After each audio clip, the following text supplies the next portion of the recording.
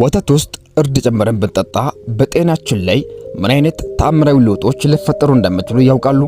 በየቀኑ በምንጠጣው አንድ ብርጭቆ ወተት ላይ አንድ ማንኪያ እርድ ጨምሮ መጠጣት ከተፈጥሯዊ መድኃኒትነት የዘለለ የሰውነታችንን በሽታን የመከላከል አቅማችንን በእጅጉ ያሻሽላል። ይህ መጠጥ በተቀረው ዓለም ጎልደን ሚልክ በመባል የሚታወቅ ሲሆን ለዘመናት በምስራቃውያኑ ባህላዊ ሕክምና ውስጥ ለረጅም ዘመናት እድሜን ያራዘማል ተብሎ የሚታመንና ለመድኃኒትነት ጥቅም ላይ ይውል የነበረ ድንቅ መጠጥ ነው። እርድ ይህንን የመፈወስ ኃይል ያገኘው በውስጡ ከሚገኘው ኩርኩሚን ከተባለው እጅግ ንቁና አስደናቂ ንጥረ ነገር ነው። በዚህ ቪዲዮ ወተት ላይ አንድ ማንኪያ እርድ ጨምሮ መጠጣት በጤናችን ላይ የሚያመጣውን 6 አስደናቂ የጤና ለውጦችን እንመለከታለን። እስከ ቪዲዮ ፍጻሜ አብራችሁን ቆዩ። አንደኛ፣ የሰውነት እብጠትንና የመገጣጠሚያ ህመምን ያስታግሳል።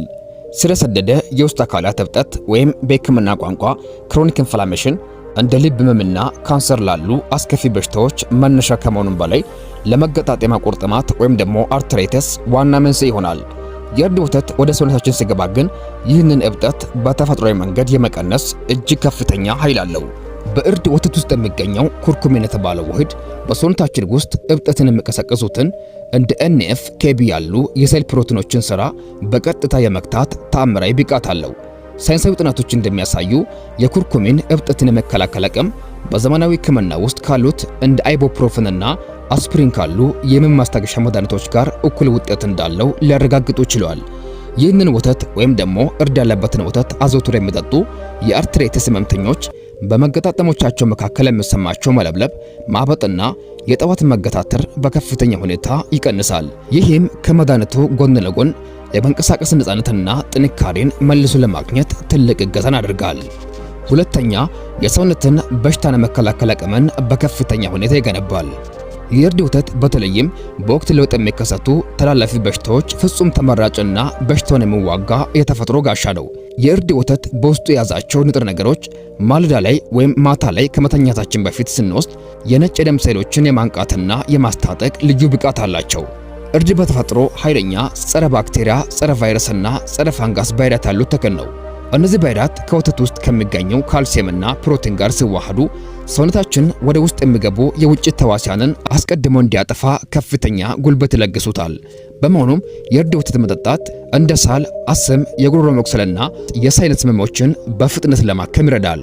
በተለይም በክረምት ወራት ወይም የጉንፋን ወረርሽኝ በሚኖርበት ጊዜ ይህንን መጠጥ መጠጣት በሽታን የመከላከል አቅማችንን በከፍተኛ ደረጃ ከፍ ያደርጋል። ሶስተኛ፣ የእርድ ወተት የአንጎል ጤንነትን ያሻሽላል። የእርድ ወተት ለአእምሮ እድገትና ለነርቭ ሴሎች ጤንነት የሚሰጠው ጥቅም በቅርብ ጊዜ የነርቭ ሳይንስ ጥናቶች ትልቅ ትኩረት የሳበ ጉዳይ ነው። አእምሮአችን አዳዲስ የነርቭ ትስስሮችን ለመፍጠርና ሴሎችን ለማደስ BDNF የተባለ ልዩ የእድገት ሆርሞን ይጠቀማል። በእርድ ውስጥ የሚገኘው ኩርኩሚን በአንጎል ውስጥ ያለውን የዚህን የBDNF ሆርሞን መጠንን በከፍተኛ ሁኔታ ያሳድገዋል። ይህ ሆርሞን ሲጨምር የአንጎላችን የማሰብ የመማርና ነገሮችን የማስታወስ ብቃት በእጅጉ ይጨምራል። ይህም ከዕድሜ መግፋት ጋር ተያይዞ የሚመጣውን የአእምሮ መርሳት ወይም የአልዛይመር በሽታን አስቀድሞ ይከላከላል። ከዚህም በላይ የእርድ ወተት በአንጎላችን ውስጥ የደስታ ሆርሞን የሆኑትን ሴሮቶኒንና ዶፓሚን ምርትን ያበረታታል። ይህ ሂደትም የጭንቀት ስሜትን፣ ድብርትንና የተስፋ መቁረጥ ስሜትን በተፈጥሯዊ መንገድ በማከም የአእምሮ ሰላምንና መረጋጋትን ይፈጥራል። አራተኛ፣ የምግብ መፈጨት ስርዓትን ያሻሽላል። የሆድ መነፋት፣ የምግብ አለመፈጨትና የቃጠሎ ስሜት ለብዙ ሰዎች የዕለት ተዕለት ስቃይ የሆኑ የጤና ችግሮች ናቸው። የእርድ ወተትን መጠጣት ደግሞ በቅድሚያ የምግብ መፈጨት ሂደትን በማገዝ የሆድ ግድግዳዎቻችንን የማለስለስና የማረጋጋት ስራን ያከናውናል። እርድ ጉበታችን ምግብን ለማስባበርና ስቦችን ለማቅለጥ የሚያስፈልገውን ተፈጥሯዊ የሐሞት ፈሳሽን በብዛት እንዲያመነጭ ያነቃቀዋል። ይህ ደግሞ ምግቦች በአንጀታችን ውስጥ ሳይዘገዩና ጋዝ ሳይፈጥሩ በቀላሉ እንዲፈጩና እንዲጓዙ ያደርጋል። ይህም የሆድ ድርቀትንና መነፋትን በከፍተኛ ሁኔታ ያስወግዳል። በተጨማሪም የእርድ ወተት የጨጓራን ውስጣዊ ሽፋን በማጠናከር የጨጓራ አሲድ ግድግዳውን እንዳይበላ ይከላከላል። የጨጓራ ቁስለት፣ የሆድ እብጠት ያለባቸው ሰዎች ይህንን መጠጥ ወይም ደግሞ የእርድ ወተት ሲጠጡ የሆድ መለብለብና የቃጠሎ ስሜት እንዳይፈጠርባቸው ይከላከላል። ይህም በተለይ ለጨጓራ ታማሚዎች እጅግ ጠቃሚ ተፈጥሯዊ መጠጥ ነው። አምስተኛ፣ የልብ ጤንነትን በመጠበቅ የደም ቧንቧዎችን ሥራ ያስተካክላል። የልብ ህመም በዓለማችን ላይ ለዕለታዊ ድካም ከሚዳርጉ ቀዳሚ በሽታዎች አንዱ ቢሆንም የእርድ ወተትን በዕለታዊ አመጋገብ ውስጥ ማካተት ግን ለልባችን አስደናቂ ጥበቃን ያደርጋል።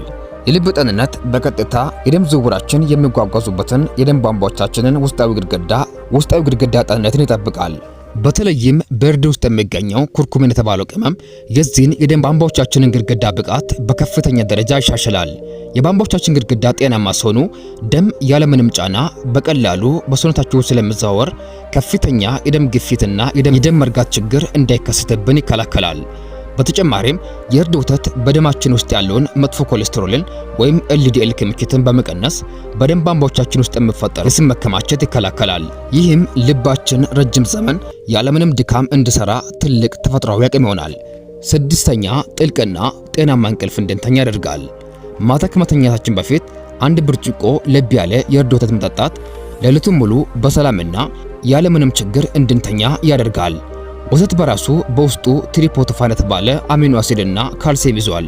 አእምሮአችን ይህንን ቅመም ተጠቅሞ ሰውነታችን ወደ ረፍትና ወደ እንቅልፍ እንዲሸጋገር የሚያደርገውን ሜላቶኒን የተባለውን የተፈጥሮ የእንቅልፍ ሆርሞንን እንዲያመርት ያበረታታል። በእርድ ውስጥ ያለው ኩርኩሚን ደግሞ የአካል ጡንቻዎቻችንን ውጥረት በማርገብና ጭንቀትን በመቀነስ ለጥልቁ እንቅልፍ ደረጃ ዝግጁ እንዲሆን ያደርጋል። ይህ መጠጥ ሌሊት በሆድ ህመም፣ በቁርጥማት ወይም በነርቭ መወጠር ምክንያት የሚመጣን መነቃቃትን ስለሚያስቀር ጠዋት ስንነቃ ሙሉ ኃይልና ንቁነት እንዲሰማን ያደርጋል። እንቅልፍ ማጣት ወይም ኢንሶምኒያ ያለባቸው ሰዎች ይህ መጠጥ ተመራጭ የተፈጥሮ መፍትሄ ነው። የተከበራችሁና የተወደዳችሁ ክቡራን ተመልካቾቻችን ከዛሬ ቪዲዮ ብዙ እንደተማራችሁ ተስፋ እናደርጋለን። በዛሬ ቪዲዮ ላይ ሐሳብ አስተያየት ካላችሁ በኮመንት ሳጥን ላይ አስቀምጡልኝ። በተረፈ ሌላ ጊዜ በሌላ ቪዲዮ እስክንገናኝ ሰላማችሁ ይብዛልኝ።